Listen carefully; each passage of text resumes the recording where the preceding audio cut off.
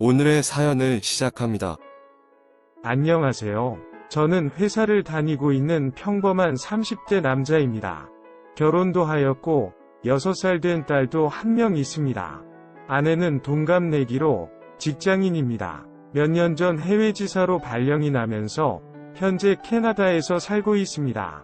아내가 처음 해외 지사로 발령이 나면서 같이 나가려고 많은 고민을 하였습니다.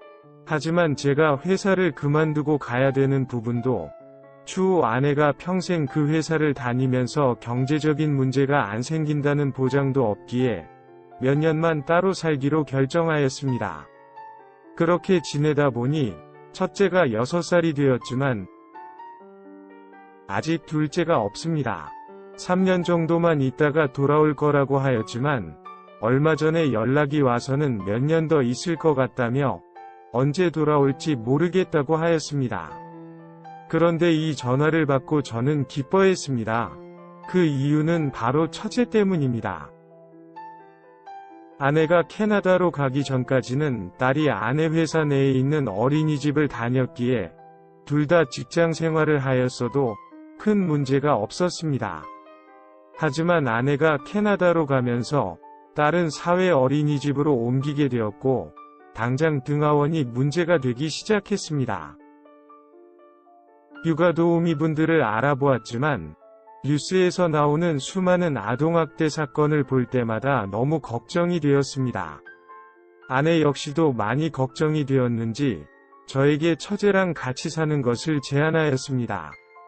처제는 집에서 글을 쓰는 프리랜서 작가입니다.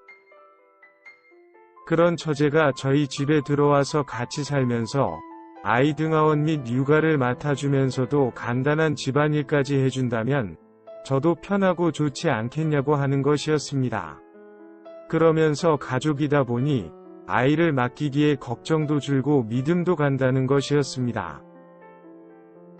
그래서 아내가 처제에게 의견을 물어보았는데 어차피 새벽 시간에 주로 글을 쓰기에 낮에는 시간이 괜찮다고 하였답니다.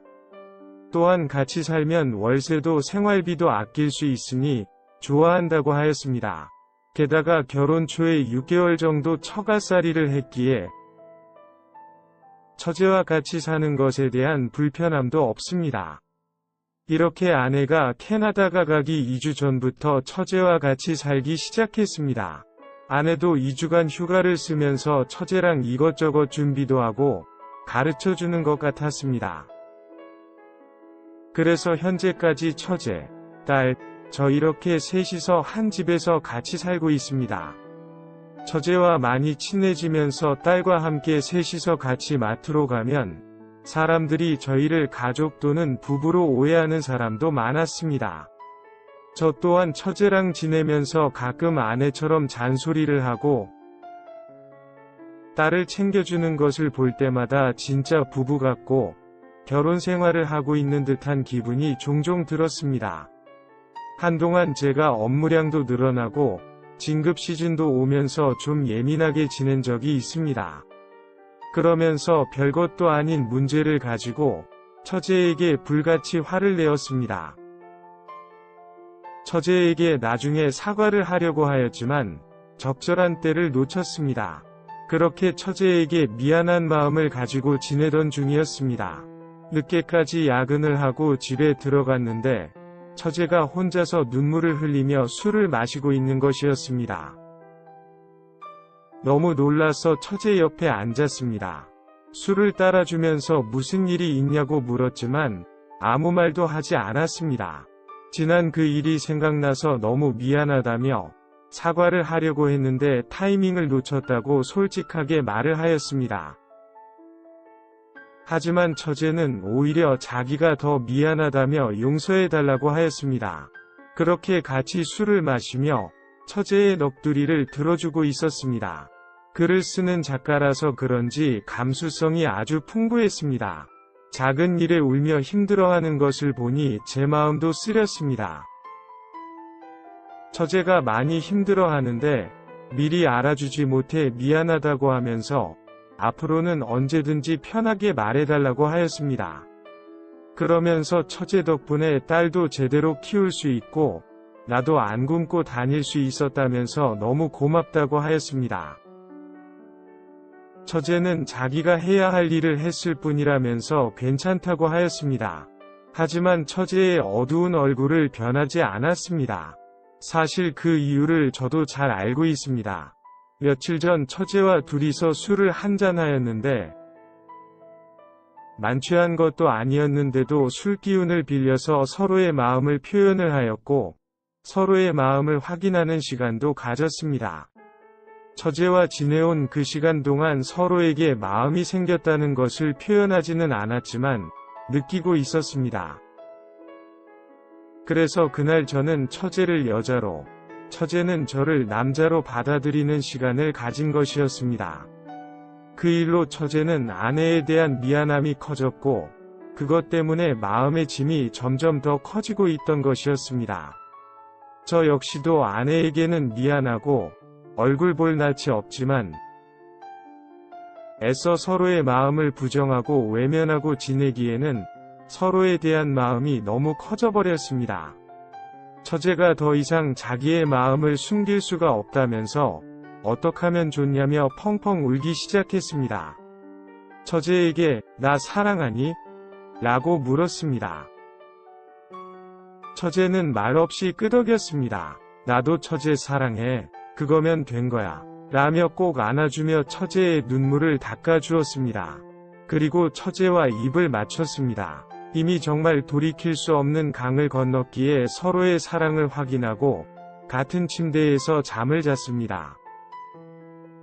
다음날 아침 같은 침대에서 아침을 맞이하였고 딸이 일어나기 전에 사랑을 다시 한번 더 확인하였습니다. 그리고 처제와 서로 이야기를 하였습니다. 언제 올지 모르는 아내를 생각하면서 고민 및 미안해하지 말고 일단 이곳에 있는 우리의 마음만을 생각하면서 지내기로 하였습니다. 딸이 보는 앞에서는 모든 것을 조심하였지만 딸이 잠든 이후나 딸이 어린이집 가고 없는 시간에는 둘만의 행복한 시간을 보냈습니다. 처제는 몇 년간 저희 집에서 살면서 남자와 연애도 못하고 외롭게 지내서 그런지 밤만 되면 돌변하였습니다. 저 역시도 아내가 간 이후에 몸이 많이 외로웠는데 밤마다 황홀 그 자체였습니다. 아내와는 완전히 달랐습니다. 적극적으로 다가오는 처제의 손길은 저를 더 뜨거운 남자로 만들어 주었습니다. 그럴수록 다음날 맛있는 저녁을 준비되어 있었습니다. 이런 소소한 행복들이 아내에 대한 미안함도 없어지게 만들었습니다. 가끔 딸을 본가에 맡기고 연차를 쓰고 처제와 영화도 보고 맛있는 것도 먹으며 데이트도 하였습니다. 가끔씩 드라마나 영화를 보면서 저희와 비슷한 상황이 나오면 처제와 많은 고민으로 걱정이 되기도 합니다.